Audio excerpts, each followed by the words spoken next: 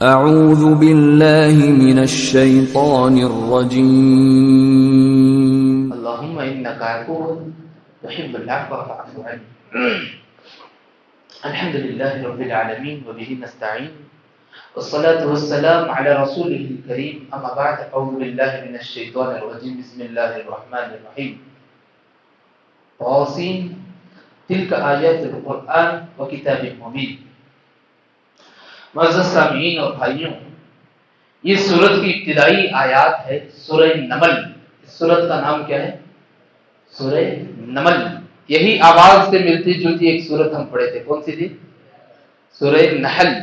بارک اللہ فیک. یہ ہے سورت النمل، جس کے معنی کیا ہے؟ بولیے، معلوم ہے؟ بولیے. چونٹی کے. جس کے معنی چونٹی کے ہیں. اس سورت کا نام چونٹی کیوں ہے؟ کیونکہ اس سورت میں ذکر ہوا ہے ایک چونٹی کا، جو اپنی قوم کے لیے ہمدردی کا اظہار کرتے ہوئے قوم اور اس کی سوسائٹی کو بچانے کی کوشش کرتی ہے.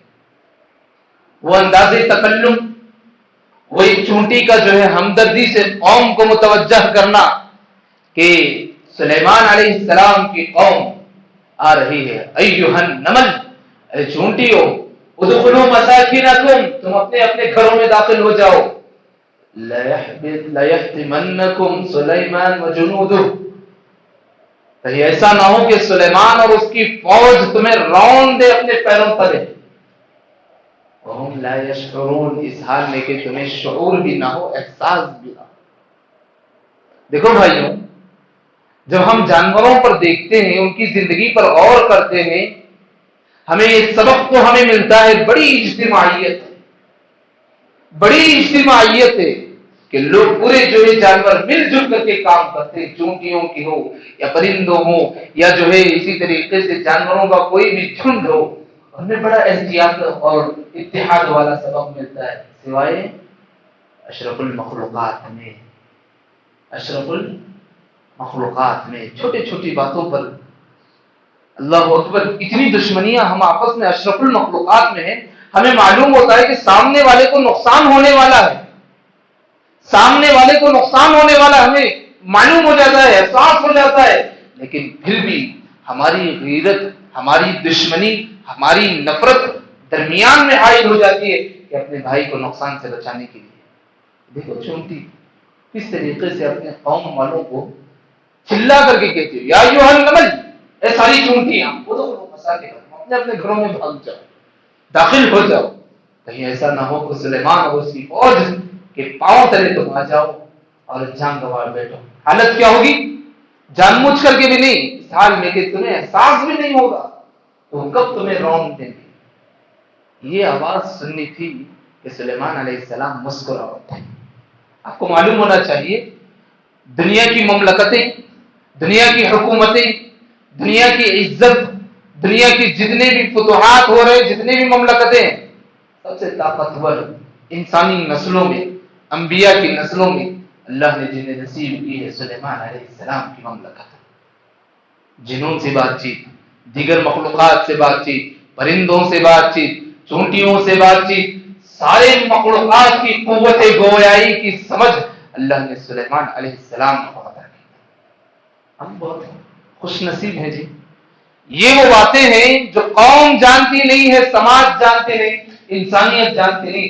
اللہ کے فضل و کرم سے ہم جانتے ہیں کہ تاریخ اسلام میں ایک ایسا بادشاہ بھی گزرا ہے جو مخلوقات سے بات کرتا تھا، جسے اللہ نے نبوت دی.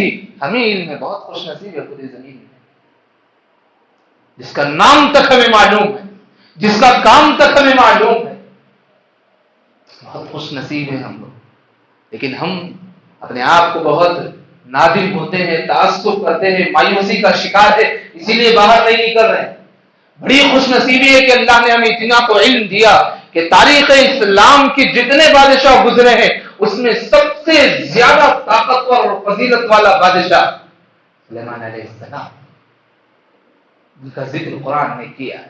کوئی ہے جو ایسا بادشاہ جو جانوروں سے بھی بات کرتا ہو، مخلوقات سے بات کرتا ہو، جناتوں کو اپنے وزراء میں شامل کیا ہو؟ کوئی ہے جو ایسا بادشاہ جو ہے دیگر جانوروں کی بھی جو ہے اٹینڈنس مینٹین کرتا ہو؟ کوئی ہے؟ سلیمان علیہ السلام کی حکومت جو پورے مخلوقات میں تلاش کیا گیا، ہدہد غائب ہے، ایک پرندہ، ہدہد کی جھنڈ میں سے ایک پرندہ. کیسی حکومت ہے، کیسی حکومت ہے. ہدہد غائب ہے پورے فوج سے، لیکن سلیمان علیہ السلام اس کی بھی جانکاری رکھتے ہیں مالک اور بادشاہ ہونے کی حیثیت سے. ہاں، ہوا کیا ہے، ہدہد کو تلاش کیا گیا، ہدہد کو تلاش کیا گیا. دیکھو اللہ کے مخلوقات بھی کیسے ہیں، زمین میں کبھی برائیاں پسند نہیں کرتے، ہو زمین میں کوئی برائیاں پسند نہیں کرتے. ہدہد کو تلاش کیا گیا، کہاں ہے ہدہد؟ نہیں ہے. سلیمان علیہ السلام بہت غصہ ہوئے، کہا کہ آئے گا تو میں اسے عذاب بھی دوں گا، تکلیف بھی دوں گا، اور ہو سکے تو اس کو ذبح بھی کروں گا. اور تھوڑی دیر بعد جو ہے جب ہدہد حاضر ہوا، پوچھا گیا کہاں گئے، بڑا تعجب سے ہدہد جواب دے رہا ہے، انی وجدت امرأة تملکهم وأوتیت من كل شیء ولها عرش عظیم.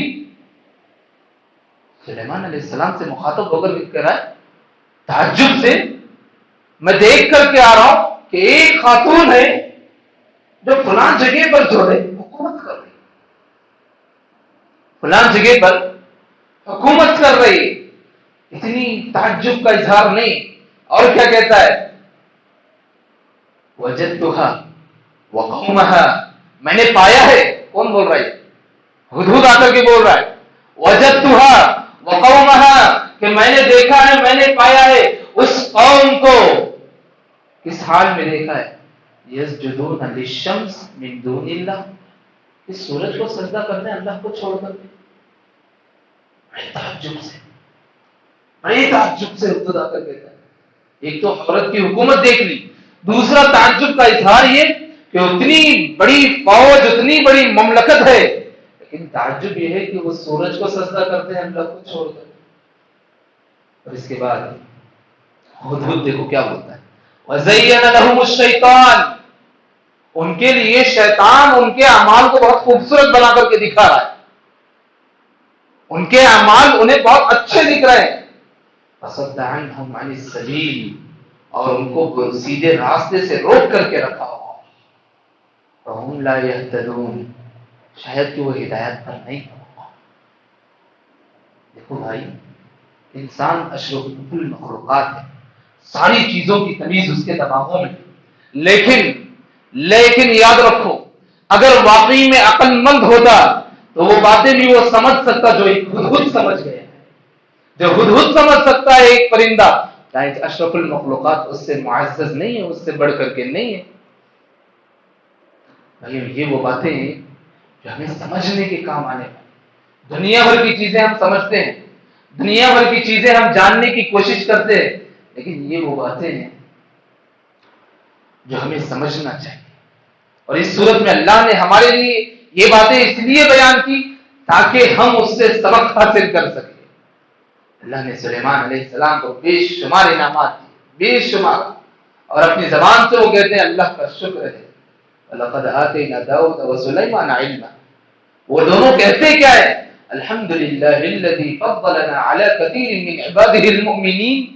اللہ کا شکر ہے، اللہ نے جو ہے پورے مومنین میں ہمیں اتنا بڑا مقام نصیب کیا. بھائیوں یاد رکھو، زندگی میں کچھ ملے نہ ملے، لیکن شکر گزاری کا جذبہ اپنے اندر پیدا کرنے کی کوشش کرو. وہ مملکتیں چاہے جتنی مالداری چاہے جتنی زیادہ ہو، لیکن تب بھی بندے کی زبان شکر گزاری سے تر ہونی چاہیے.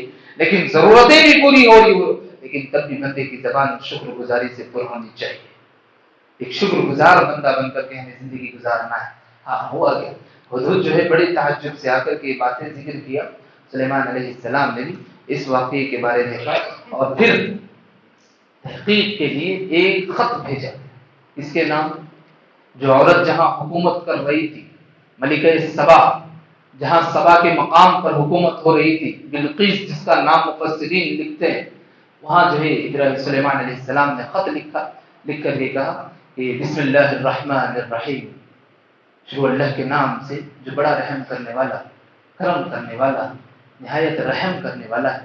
اللہ تعبدوا علیہ واتونی مسلمین ایھا. تو یہ سارا پیغام انہوں نے بھیجا کیا، اللہ کے نام کے ساتھ جو ہے وہ خط کی شروعات ہوئی تھی. خط جو ہے جیسے ہی بلقیس نے پڑھا, اپنے رؤساء سے, اپنے وزیروں سے مشورہ کیا کیا جائے.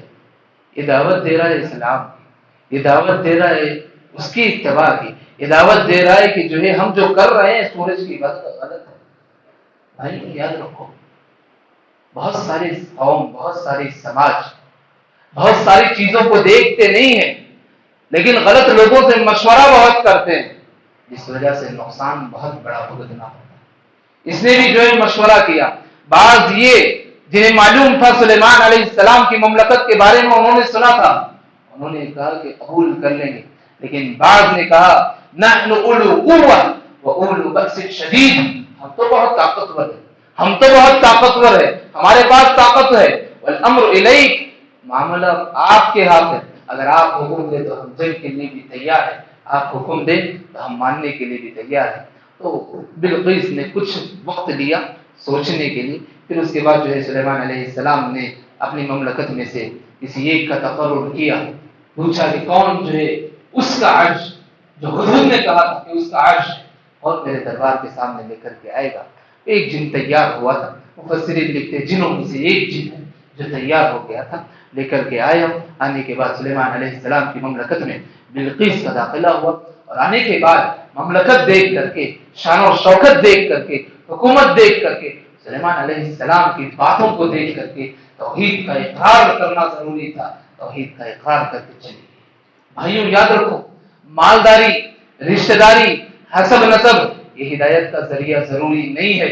ہدایت دینے والی ذات اللہ کی ہے, وہ چاہے تو کسی محل سے نکال کر کے دوسری مملکت میں داخل کر کے انہیں ہدایت نصیب کرتا ہے, یا انہیں اپنی جگہ پر جو ہے نیست نابود کر دیتا ہے. بہت سارے تاریخ کے ایسے واقعات ہیں جو اپنی جگہ پر اکڑتے تھے, تکبر کرتے تھے, لیکن بعض ایسی مخلوقات جنہیں ہلا کر برباد کر کے رکھ دیا, جن میں سے ابابیل کا تذکرہ بھی آتا ہے. چھوٹے مخلوقات بڑی بڑی مملکتوں کو ہلا کر کے رکھ دیا تھا. لیکن کبھی یاد رکھو, ہم دنیا کی چھوٹی موٹی دولت سے اپنے آپ کو بہت کچھ سمجھنے کی کوشش مت کرنا, اپنے آپ کو سب کچھ سمجھنے کی کوشش مت کرنا. یہ دنیا کا نظام ہے, یہ چلتا رہے گا, چلتا رہے گا. اس نظام کا ایک حصہ ہم ہیں, اور ہمیں چاہیے کہ اس نظام میں جب تک ہم رہیں اللہ کے بندے بن کر کے رہیں, اللہ کے بندے بن کر کے رہیں, اللہ کے بندے بن کر کے رہیں. اس سے بڑی تو ہمارے پاس مالداری دولت نہیں ہے جتنی سلیمان علیہ السلام کے پاس تھی, لیکن اتنی مملکت کے باوجود بھی شکر گزاری والی زبان کا استعمال کرنا بہت بڑی بات ہوتی ہے, بہت بڑی بات. جسے اللہ کا فضل جس پر ہوتا ہے وہی ایسے الفاظ استعمال کرتے ہیں جن کے الفاظ میں عاجزی ہوتی ہے, انکساری ہوتی ہے, اللہ کی بڑائی ہوتی ہے, اللہ کی تحمید ہوتی ہے, اللہ کا فضل ہوتا ہے. اللہ ہم سب کو اللہ کا شکر گزار بندہ بننے کی توفیق نصیب فرمائے. اس کے بعد ایک سورت شروع ہوتی ہے, سورۃ القصص. سورۃ القصص کیا ہے؟ یہ سورت کا خلاصہ سمجھ لو کہ اللہ نے رؤسائے قوم کا ذکر کیا کہ اگر وہ اللہ کے لیے اپنی صلاحیت, اپنے مال, اپنے جائیداد اللہ کے راہ میں لگائیں, ان کے مال میں برکت ہوگی. اللہ نے ذکر کیا ہے اگر یہ لوگ اترائیں گے ان کا انجام وہی ہوگا جو قارون کا ہوا تھا, جو فرعون کا ہوا تھا. سورہ قصص کا مختصر ترجمہ سمجھ لو, خلاصہ سمجھ لو. سورہ قصص میں اللہ نے ان لوگوں کے اور موسیٰ علیہ السلام کا واقعہ تفصیل سے ذکر ہو, کہاں سے, بچپن سے لے کر محل میں, محل سے لے کر کے پھر مدین, مدین سے لے کر کے پھر مصر, مصر سے پھر جو ہے فرعون کے دربار میں, ساری چیزیں اس صورت میں اللہ نے تفصیل سے ذکر کیے. اور اس صورت میں ایک سننے والی اور ہدایت پر چلنے کی بات کیا ہے, اللہ نے اس صورت میں ایک بات کی, کبھی یاد رکھو اس بات کو کھولنا نہیں ہے. اللہ نے اس صورت میں کہا کہ ہم نبیوں سے مخاطب ہو کر انک لا تہدی من احببت ولکن اللہ یہدی من یشاء. ہدایت دینے والی ذات اللہ کی. میرے نبی سے مخاطب ہو کر کے کہا گیا کہ تم لا تہدی من احببت, جس کو چاہے ہدایت نہیں دے سکتے. ہدایت اس کو ملتی ہے جس کو اللہ چاہتا ہے, جس کو اللہ چاہتا ہے اسے ہدایت ملتی ہے. وهو اعلم بالمهتدين، اللہ بہت بہتر جانتا ہے جو ہدایت پر آئے ہوئے۔ بھائیوں اس صورت میں سارے قارون کے قصے بیان ہوئے ہیں، فرعون کے لشکر اور اس کے قوم، اس کے سماج، اس کے بارے میں ذکر ہوا ہے، اور یہ سبق ہمیں دیا ہے کہ اللہ کے لیے ہم اپنی صلاحیتیں، اپنا مال نہ لگائیں تو ہمارا مال بھی وہی مال کی طرح ہو جائے گا جو قارون کا مال ہوا تھا، جو قارون کا مال ہوا تھا۔ قرآن مجید میں دو ایسے لوگوں کا تذکرہ ہوا جو نبوت کے قوم میں سے تھے۔ قارون کا جو ذکر ہوا، کہا کہ موسیٰ علیہ السلام کے قوم میں سے تھے۔ اسی طریقے سے ابو لہب کا جو ذکر ہوا، میرے نبی کے خاندان میں سے تھے، لیکن ان دونوں نے اترایا، تکبر کو ظاہر کیا، لیکن ان دونوں کا انجام ہم نے ہلاکت کر دیا، ہلاک اور برباد کر دیا۔ بھائیوں یاد رکھو، اللہ نے ہمیں کچھ بھی دیا ہے، کچھ بھی، اس میں ایک حصہ نکالا جو اللہ کے لیے قربان کیا۔ اللہ نے جو بھی دیا، اولاد دی ہے، وقت دیا ہے، جوانی دی ہے، طاقت دی ہے، مال دیا ہے، سب کچھ، کوشش یہ کرو اس میں سے ایک حصہ کم سے کم اللہ کے لیے ہم نکالیں۔ اللہ کے لیے ہمیں نکالنا ہے، اللہ کے دین کے لیے ہمیں نکالنا ہے۔ اللہ ہمیں صحیح جگہ پر، صحیح وقت پر، صحیح چیز اللہ کی راہ میں لگانے کی توفیق نصیب فرمائے، آمین۔ اس کے بعد جو ہے ایک سورت شروع ہوتی ہے، سورۃ العنکبوت۔ عنکبوت ہے کیا؟ عنکبوت بولتے ہیں مکڑی کے جالے کو، اسے بولتے ہیں مکڑی کا جالا، جو بہت طاقتور ہوتا ہے، طاقتور ہوتا ہے، بہت کمزور، بہت کمزور۔ اس سورت کا نام مکڑی کا جال رکھ دیا گیا۔ وجہ کیا ہے کہ اس سورت میں مشرکین جو اللہ کو چھوڑ کر کے دوسروں کو بلاتے ہیں، اللہ نے ان کے تعلق سے کہا گویا ان کے یہ سارے اعمال کس کی طرح ہے؟ کس کی طرح ہے؟ مکڑی کے جال کی طرح، مکڑی کے جال کی طرح۔ تو اسی لیے اس مناسبت سے اس سورت کا نام کیا ہے؟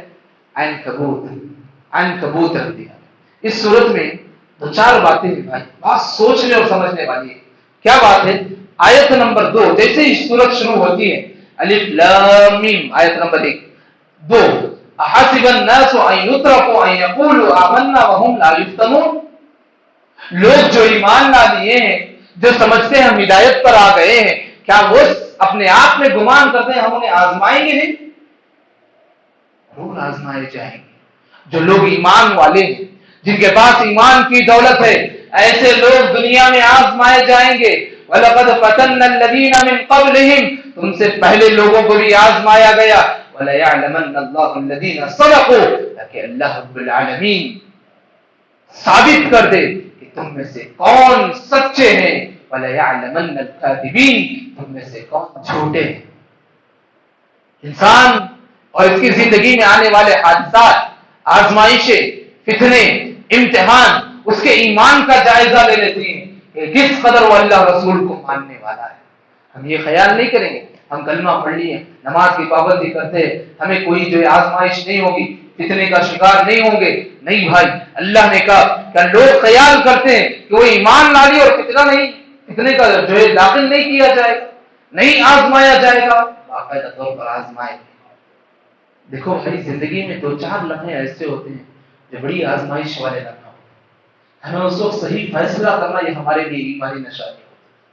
اس موقع پر صحیح فیصلہ کرنا ہمارے لیے ایمان کی نشانی ہوتی ہے۔ بعض مسائل بہت چھوٹے ہوتے، بعض مسائل بڑے بڑے بھی ہوتے ہیں، لیکن یاد رکھو مسائل چاہے جتنے بڑے ہو، جتنے چھوٹے ہو، حل کرنے والی ذات، راستہ بنانے والی ذات اللہ کی ہے۔ لیکن ہمیں کرنا کیا ہے؟ ایمان پر جمے رہنا، ایمان پر جمے رہنا ہے، ایمان میں استقامت دکھانا ہے۔ اللہ نے کہا کیا لوگ برائیوں پر برائیاں کرتے ہیں اور اس میں آگے بڑھتے ہیں اور یہ امید کرتے ہیں کہ ہم اپنے اچھا بدلہ دیں گے؟ ساء ما يحكمون، ان کے لیے بہت برا فیصلہ ہونے والا ہے۔ اللہ ہم سب کے اعمال کو سدھار دے، ہمارے گناہوں کو معاف کر دے۔ اللہ ہم ایمان لا لیے، کلمہ پڑھ لیے، لیکن نمازوں کی پابندی نہیں، اعمال صالحہ نہیں ہے۔ اللہ چھوٹے بڑے آزمائش دیکھتے ہیں، گھبرا جاتے ہیں۔ اللہ ہمارے ایمان میں طاقت نصیب فرمائے، ہمارے ایمان میں قوت نصیب فرمائے۔ فتنوں میں، آزمائشوں میں، امتحانوں میں اللہ ہمیں اپنے ایمان پر ثابت قدم رہنے کی توفیق نصیب فرمائے۔ اس کے بعد اللہ نے اس صورت میں دوسری بات جو بندے کوشش کرتے ہیں جو بندے کوشش کرتے ہیں. یاد رکھو بھائی, بہت سارے لوگوں کی زندگی جو ہے بستروں پر گزرتی ہے, لیکن بہت سارے ایسے ہوتے ہیں جن کی زندگی کوششوں میں گزرتی ہے. اللہ نے کہا من جاہد فإنما یجاہد لنفسہ, تم کوشش کرو گے, تمہاری کوششیں تمہارے لیے رنگ لائیں گی, تمہاری کوششیں تمہارے لیے فائدہ دے گی. اللہ کی ذات بے نیاز ہے, سارے عالموں میں بے نیاز ذات ہے اللہ, سارے عالموں میں. جب بھی دعوت کی بات آتی ہے, تبلیغ کی بات آتی ہے, قربانیوں کی بات آتی ہے, اللہ کے راستے پر چلنے کی بات آتی ہے, کوئی بھی کام, چاہے سماجی کام ہو چاہے انفرادی کام ہو, ہم اپنے آپ کو اس سے بری کرنے کی کوشش کرتے ہیں, دور رہنے کی کوشش کرتے ہیں. اللہ نے کہا تم کوشش کرو گے, اس کوشش کا فائدہ تمہیں ہوگا.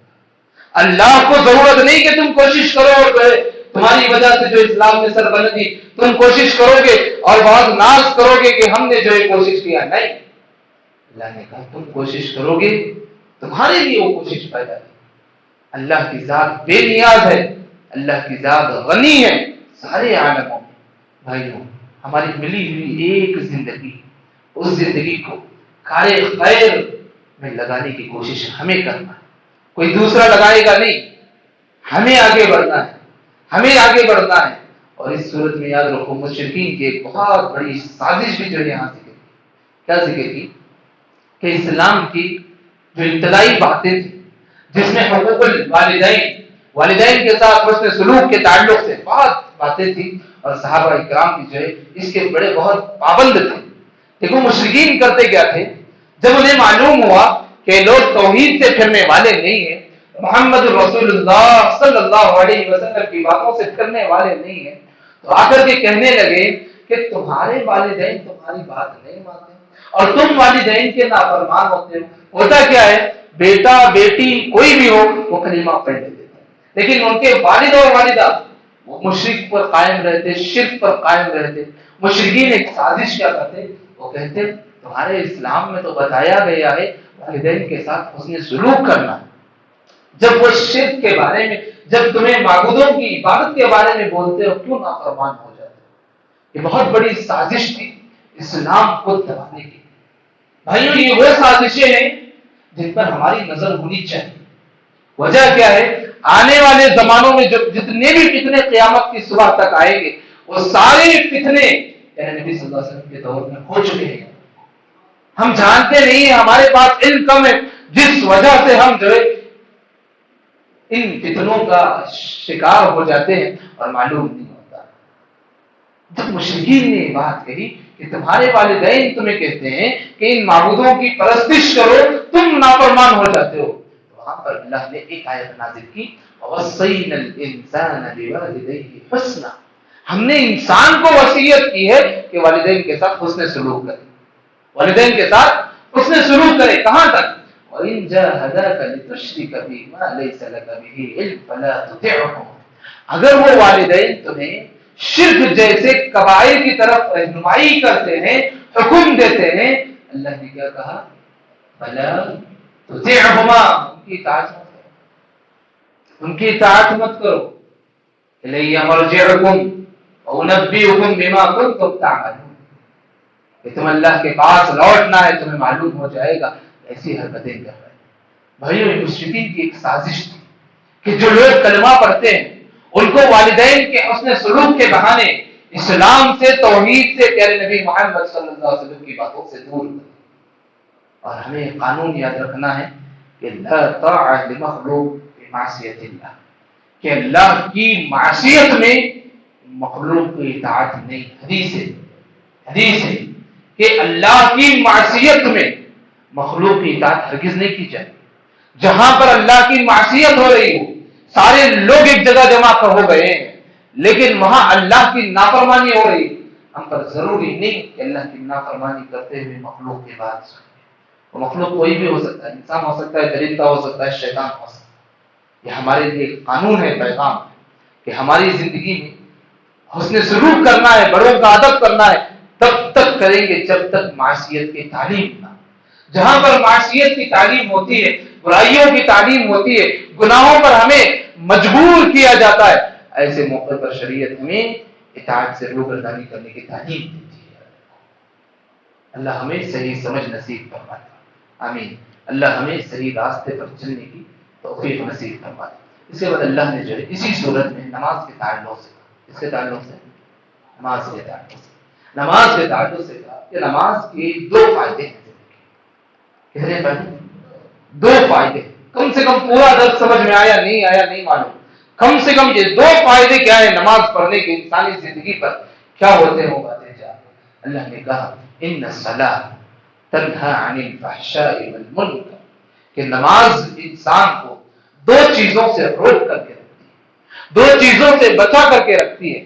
نمبر ایک فحشاء، فحش سے، برائیوں سے، شہوت سے، نفسانی پیروی سے، ایسی باتیں ایسی حرکتوں سے جو نفس پرست آدمی بنتا ہے، نماز اس کی حفاظت کرتی ہے۔ بہت بڑی چیز ہے جی، بہت بڑی قربانی ہے کہ آدمی 10-15 لوگوں سے لڑائی جھگڑے کر لے سکتا ہے، لیکن اپنے نفس کے ساتھ لڑ کر کے جھگڑ کر کے کامیاب ہونا ہے بہت بڑی چیز، یہ بہت بڑی کامیابی ہے ساتھ۔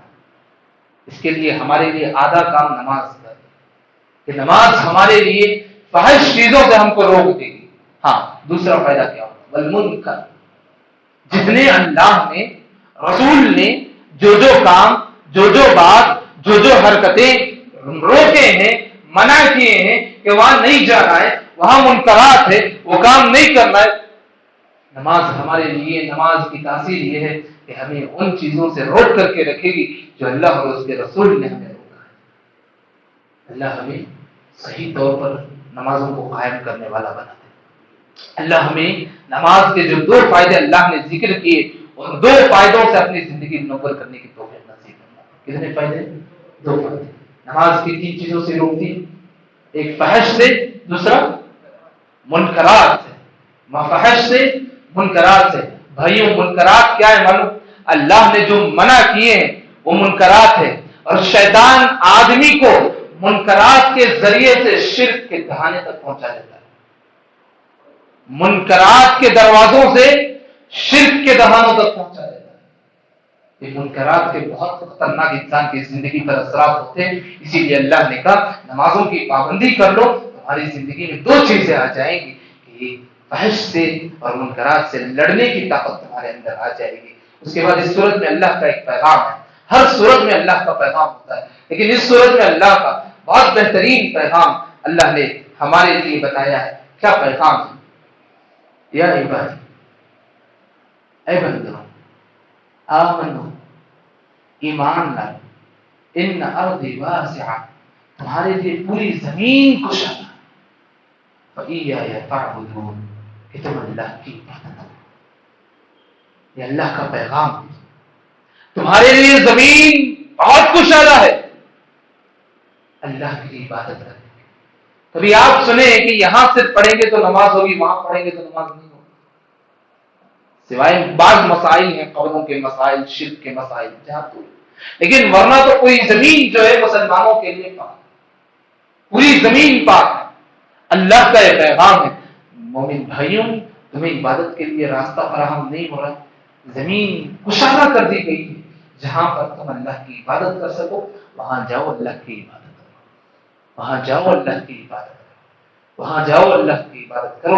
لیکن یاد رکھو جہاں بھی جاؤ گے، کل نفس ذائقۃ الموت، تمہیں مرنا یقین۔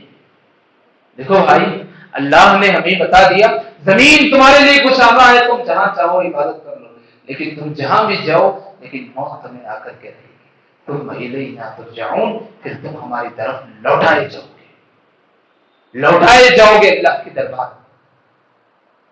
اللہ ہمیں صحیح طور پر ان چیزوں پر سے فائدہ حاصل کرنے کی توفیق نصیب فرمائے۔ اس کے بعد جو سورت شروع ہوتی ہے سورہ روم۔ سورہ روم ہے کیا؟ روم ایک مملکت، مقام کا نام، اور ہمیں معلوم ہونا چاہیے مومنین کے لیے خوشخبریاں جو سنائی گئی، ان خوشخبریوں میں سے یہ ایک خوشخبری ہے۔ یہ سورہ روم کب نازل ہوئی؟ مکے میں صحابہ تھے، پیارے نبی صلی اللہ علیہ وسلم تھے، اس دوران ایک عالمی جنگ چھڑی تھی۔ عالمی جنگ کیا ہے؟ روم اور ایران، اس کی روم اور ایران کی جنگ چھڑی تھی۔ روم اور ایران میں جو جنگ چھڑی ہوئی تھی، روم کی حکومت تھی عیسائیوں کی، عیسائیوں کی حکومت تھی، اہل کتاب کی۔ ایران میں جو حکومت تھی آتش پرست، آگ کی پوجا کرتے تھے مشرک قوم۔ اب یہ جنگ چل رہی ہے ایسی سچویشن میں کہ جس سچویشن میں مکے میں صحابہ اور مشرکین کے درمیان بہت تدافع ہو رہا ہے، مشرکین صحابہ کو تان و تشنیع کر رہے ہیں، دشمنیاں نبھانے کی کوشش کر رہے ہیں، ہر بات پر تانا زنی کرنے کی کوشش کر رہے ہیں، اور مشرکین ساتھ دے رہے ہیں آتش پرست ایران قوم اور اہل ایمان جو مسلمان تھے، کیونکہ وہ جانتے تھے کہ اہل کتاب ہے عیسائی، اہل کتاب ہے، وہ بھی اللہ کی باتوں پر چلنے والے تھے، عیسیٰ علیہ السلام کی باتوں پر چلنے والے تھے، انہیں بھی یقین تھا کہ روم غالب رہے گا۔ ہوا کیا کہ منظر ایسا ہو گیا کہ ایران بہت طاقتور، اس وقت روم جو ہے لڑائی جھگڑے میں لڑتے لڑتے سارا سرمایہ اس کے پاس ختم ہو گیا، ایرانی حکومت بار بار روم پر حملہ کر رہی تھی اور وہاں یہ عالمی جنگ چل رہی تھی۔ یہاں مکے کے حالات یہ تھے کہ مشرکین مسلمانوں کو طعنہ دے رہے تھے، دیکھو ان کا انجام کیا ہوا، کل کے دن تمہارا انجام بھی یہی ہوگا۔ ایران والے بت پرست تھے، یہ روم پر حملہ کر رہے، دیکھو بھائی آج بھی وہ منظر ہے، عالمی جنگ کہیں اور چلتا ہے لیکن ماحول ہمارا بھی خراب ہوتا ہے، ہم بھی بہت ڈسکس کرتے، ہم بھی بہت باتیں کرتے، ہم بھی ایک ٹیم کی طرف ہو جاتے، ہم بھی تبصرے کرتے، بہت سارے ہوتے، لیکن اس وقت بھی وہی حالت ہوئے تھے، عالمی جنگ چل رہی تھی روم اور ایران کی، لیکن روم پست حالت میں ہوئی، ایرانی غالب غلبے میں تھے اور مشرکین اس کا فائدہ اٹھاتے ہوئے مسلمانوں کو طعنہ دے رہے کہ اہل کتاب کا انجام دیکھو کہ معبودوں کے ساتھ وہ نافرمانی کیے، وجہ یہ ہوا کہ انہیں جو ہے نقصان اٹھانا پڑا، انہیں جو ہے نقصان اٹھانا پڑا، اور تمہارا انجام بھی ہونے والا یہی۔ کیا حالت ہوگی جو اس وقت جب شروع میں ایمان لائے، دیکھ رہے ہیں کہ پہلی قوم بھی نبیوں کو مانتی تھی، اس قوم کی مملکت کا زوال ہو رہا ہے، ہمتیں پست ہو جاتی، کیا جواب دیں سامنے والے کو، کیا جواب؟ ایک تو جو ہے سننے کے لیے بڑی جو ہے گھنولی باتیں لگتی، دوسرا ہم ابھی اسلام قبول کیے ہیں، ایسی باتیں کرتے ہیں جیسے کہ ہم غصے میں آ کر کے اسلام سے پھر جائے۔ تو یہ ماحول پورا مکے میں جو ہے پھیل گیا۔ اس وقت یہ صورت نازل ہوئی، غلبت الروم، روم کو غلبہ ہوگا، بشارت دی گئی، کب تک؟ 9 سال کے اندر غلبہ ہوگا۔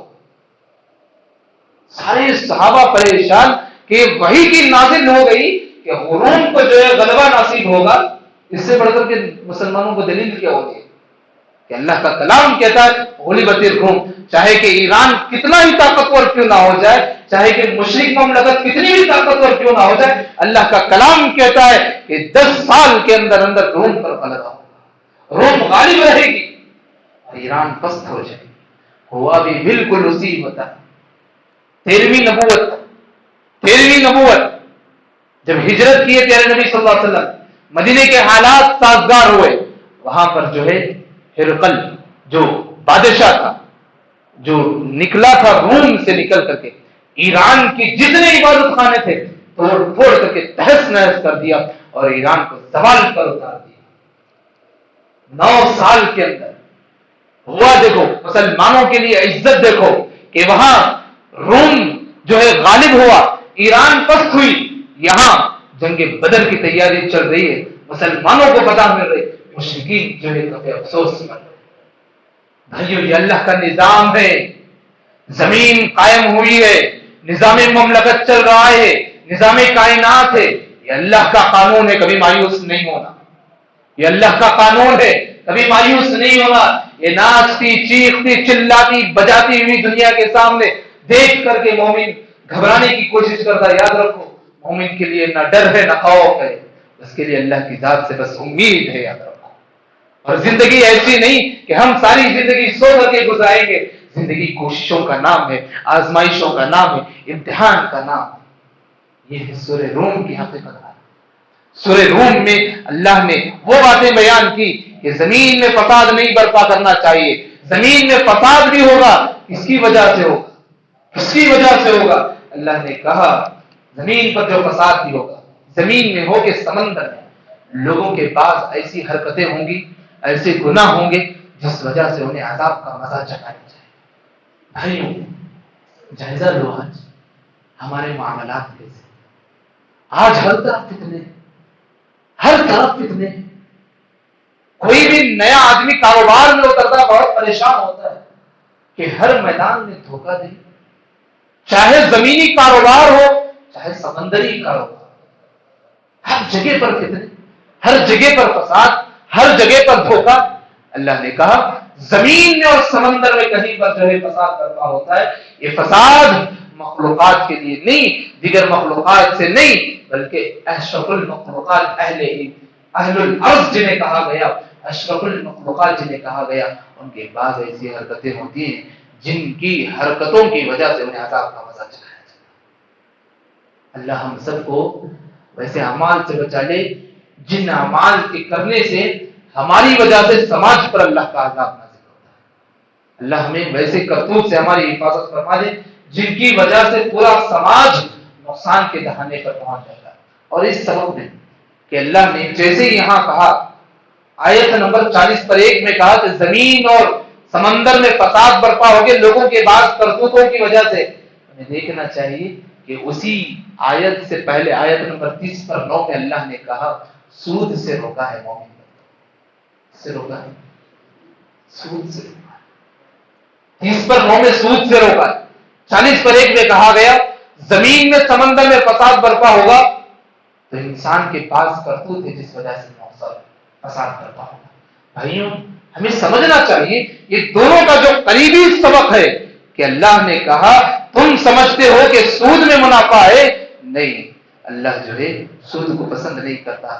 فلا یربو عند اللہ، اللہ کے پاس سود کی کوئی حیثیت نہیں کہ تم تجارت کرو، سود کو کبھی تجارت کا نام نہ دو۔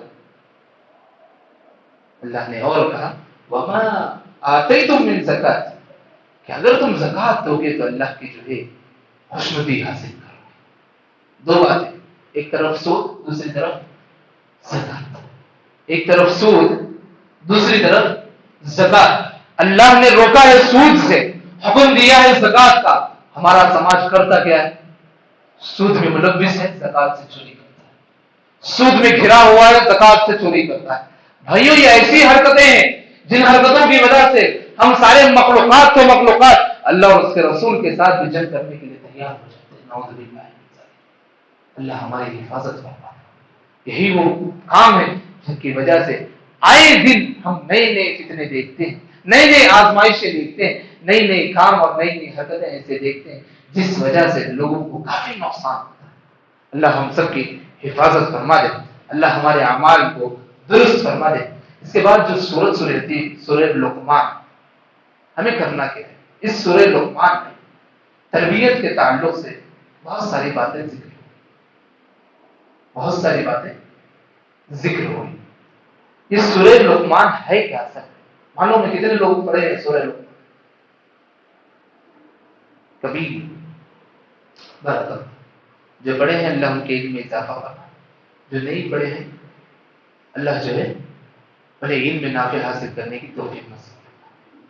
یہ اس لیے میں لے کر جا رہا ہوں کہ ہمیں یقین ہے کہ ہمارا جو ہے تقریباً 30 پارے مکمل نہیں، لیکن جتنا بھی ہم پڑھیں گے کوشش یہ کریں گے کہ اس میں تو تقریباً 3-4 صورتوں میں اتنی باتیں نہیں کی جو عمل کرنے والی باتیں، لیکن اس صورت میں اللہ نے ہمارے لیے وہ ساری باتیں ذکر کی ہیں جس وجہ سے ہم اپنے بچوں کو جو ہے تربیت کر سکیں۔ اس کی تربیت، اپنے بچوں کی تربیت کے سلسلے میں آج ہم کمزور ہیں، اپنے بچوں کی تربیت کے سلسلے میں آج ہم بہت ویک ہے کس موضوع پر؟ اپنے بچے اور اپنے اہل خانے کی تربیت کے سلسلے میں۔ اس صورت میں وہ باتیں بتائی اللہ نے جس سے جو ہے ہم اپنے گھر کی، اپنے بچوں کی تربیت کر سکتے ہیں۔ لقمان یہ عرب سماج میں، عرب میں بہت مشہور نیک دانا آدمی بہت مشہور تھا جو لقمان کے نام سے مشہور۔ اللہ نے ان کی بعض باتیں قرآن میں نقل کی، کیا ان کی بعض نصیحتیں اللہ نے قرآن میں نقل کی۔ بہت ساری نصیحتیں ہیں، جتنا ہو سکے ہم جاننے کی کوشش کریں گے انشاءاللہ۔ دیکھو، پہلی نصیحت وہ اپنے بیٹے کو کرتے ہیں، پوری نصیحتیں اپنے بیٹے کو ہی کرتے ہیں، کسی دوسرے کو نہیں۔ پوری نصیحت کس کو کرتے ہیں؟ اپنے بیٹے کو. ہمارا سماج الٹا ہے, پورے سماج کو نصیحت کریں گے اپنے بیٹے کو نصیحت نہیں کریں گے, پورے سوسائٹی کو نصیحت کریں گے, سمجھائیں گے, دوسروں کے بچوں کو سمجھائیں گے, سب کو کریں گے, لیکن اپنے بچوں کو کبھی سمجھانے کی توفیق نصیب نہیں. لقمان اپنے بیٹے کو نصیحت کرتے ہیں, پہلی نصیحت یا بنیا لا تشرک باللہ. پہلی نصیحت کیا ہے؟ اے میرے بیٹے اللہ کے ساتھ کسی کو شریک نہ کر. کیا ہے پہلی نصیحت؟ اللہ کے ساتھ کسی کو شریک نہ کر.